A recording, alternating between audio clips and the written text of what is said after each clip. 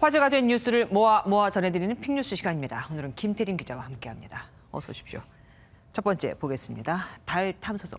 얼마 전에 명칭 이름 공모했던 그겁니까? 네, 맞습니다. 이름이 나왔나 봐요. 네, 그렇습니다. 우리나라 최초 달 탐사선의 이름은 다누리로 정해졌습니다. 네. 순 우리말인 달과 누리다의 누리가 더해진 이름으로 달을 남김없이 모두 누리고 오길 바라는 마음과 최초의 달 탐사가 성공적이길 기원하는 의미가 담겼다고 합니다. 예쁘면서도 참 의미 있는 이름이네요.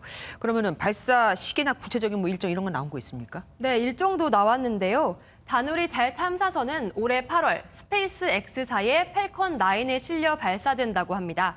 우주 환경 시험도 마쳤고 올해 12월 상공 100km 위에 원 궤도로 진입을 하면 다누리는 1년 동안 달 궤도 위에서 카메라와 자기정 측정기 등 6개의 탑재체로 달을 관측할 계획이라고 합니다. 이름처럼 정말 달을 다 누리고 왔으면 좋겠습니다. 우선 정보부터 전해주는 거죠. 다음 보겠습니다. 김정은 직접 관운구? 아니 절대 지존이라고 불리는 김정은 위원장이 남의 관을 들었다는 겁니까? 네, 그렇습니다. 네, 우선 김정은 북한 국무위원장이 직접 관운구를 한 게 맞습니다. 네. 이제 지난 19일 사망한 현철의 인민군 원수의 발인식과 연결식에 모두 참석해 예우를 표하고 시신이 든 관을 직접 운구하는 모습도 보였다는 겁니다. 현철의 어디서 들어본 이름인데 누구였죠? 이제 현철에는 노동당에서 정치국 위원, 중앙위 위원 등을 맡은 군부의 핵심 인물입니다. 네. 김정일이 군부를 장악하는 데 중요한 역할을 한 것으로 전해지는데요. 김정은에 대한 후계자 수업을 했던 것으로 알려졌습니다. 조선중앙통신에 따르면 현철의 유해를 안치하는 의식이 진행되는 동안 180발의 조총이 발사됐다고 하는데요. 김 위원장이 고인의 유해를 바라보며 비통한 표정을 짓고 울먹이는 모습, 묵념 뒤 돌아서면서는 눈물을 훔치는 장면도 조선중앙TV 화면에 담겼다고 합니다. 김정은 위원장이 저런 모습은 정말 처음 본 듯합니다. 물론 실제 실프기도 하겠지만 애민 정신 이런 걸 또 강조한 듯한 느낌도 들고요. 다음 보겠습니다. 우리가 알고 있는 그 영화제, 칸 영화제 거기 말입니까? 네, 그 칸 국제영화제가 맞습니다. 네, 여기서 시위를. 네, 이렇게 영상을 함께 보시면 한 여성이 레드카펫에 뛰어올라 드레스를 벗어 던지는데요. 이렇게 그는 우크라이나에서 자행되고 있는 성범죄를 규탄하기 위해서 드레스를 벗어 던지고 레드카펫에 올랐다고 합니다. 이 여성은 몸에 우크라이나 국기를 상징하는 파란색과 노란색으로 바디 페인팅을 한 상태였는데요.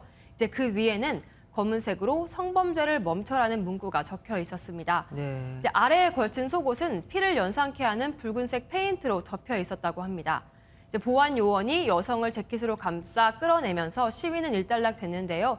최근 러시아의 우크라이나 침공 이후 러시아군이 성범죄를 저지른 정황이 다수의 보도를 통해 드러나고 있는데 프랑스의 한 여성단체는 SNS를 통해 소속 활동가가 전쟁에서 우크라이나 여성들이 겪은 성고문을 규탄하고 있다고 설명했습니다. 저렇게라도 그 참상을 알리려는 노력이 참 가슴이 아픕니다. 다음 보겠습니다. 모은 데서 30초면 끝나는 겁니까? 네, 바로 코로나 검사를 말하는 건데요. 네. 이렇게 영상을 먼저 함께 보시겠습니다.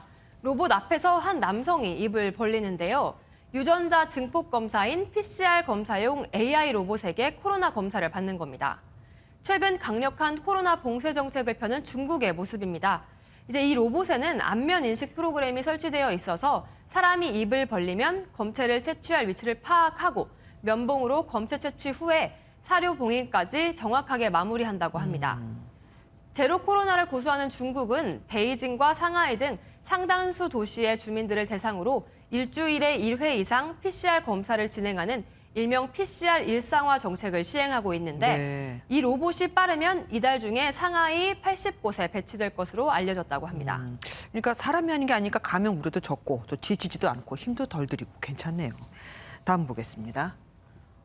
예비군 훈련 다시 시작하는 겁니까? 네, 맞습니다. 코로나19로 2년간 중단됐던 예비군 병력 동원 훈련이 다음 달 재개된다고 합니다.